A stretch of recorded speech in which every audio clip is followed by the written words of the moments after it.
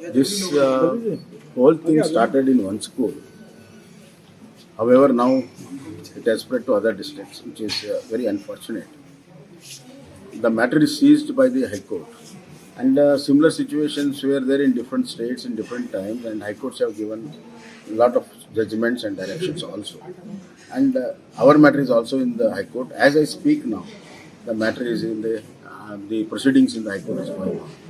So, as far as legality of the whole thing is concerned, we have put our case very clearly, constitutional and legal, Karnataka Education Act provisions we have put. But however, we are waiting for the directions of the High Court.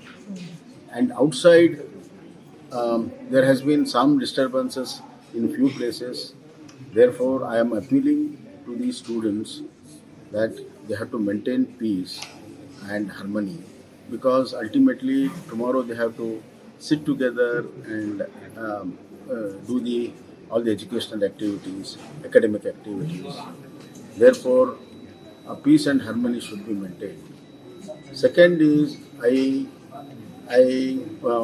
direct the school administration to see that peace is maintained and there is no occasion for clash of students.